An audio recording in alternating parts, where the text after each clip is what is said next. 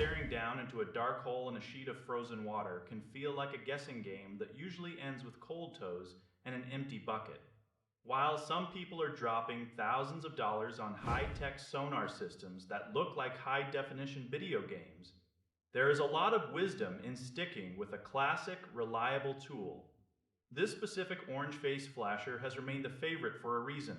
It does not use a scrolling screen like the fish finders you see on a summer bass boat. Instead, it uses a mechanical, rotating dial that shows you exactly what is happening under the ice at the very microsecond it happens. There is zero delay. When you twitch your rod, you see that signal move instantly. Setting it up for the first time is a bit of a project, but nothing a beginner cannot handle. You have to assemble the plastic shuttle base and get the battery tucked into its housing. A huge tip that many people miss is the initial charge. You should never take it straight from the box to the lake. Give that battery a full night on the charger to ensure the display is bright, and the motor runs at full strength. Once you are actually out on the ice, the transducer becomes the star of the show. It hangs from a simple foam float. You have to make sure the transducer is sitting perfectly level under the surface. If it leans to one side, your signal will be weak or completely off-center. The control layout is very tactile and easy to use even with gloves on.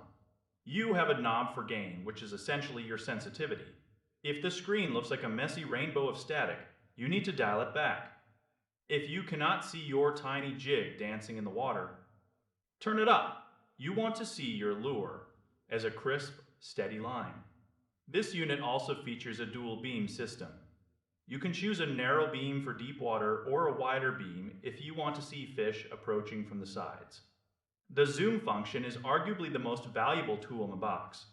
It allows you to magnify the bottom portion of the water column. This is where those stubborn walleye and perch like to hide. By zooming in, you can see the tiny gap between the lake floor and a fish. The colors on the dial are your guide. Green is a faint signal. Yellow is a bit stronger. Red is the target. A thick red line usually means a solid fish is right under you.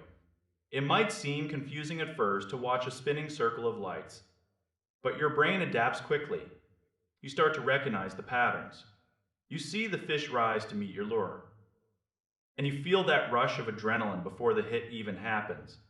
It is a mechanical device, so you might hear a slight hum from the motor, and the frame is built for function over style.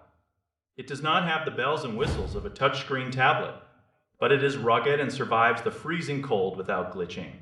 It offers a level of simplicity and honest feedback that keeps it relevant even as newer tech floods the market. It is a solid choice for anyone who wants to stop guessing and start catching. This is a workhorse that lasts for seasons. You get real-time data, great battery life, and a simple interface. It just works. It helps you find the fish, track your lure, and time your hook sets perfectly. For many of us, that is all you really need for a great day on the ice.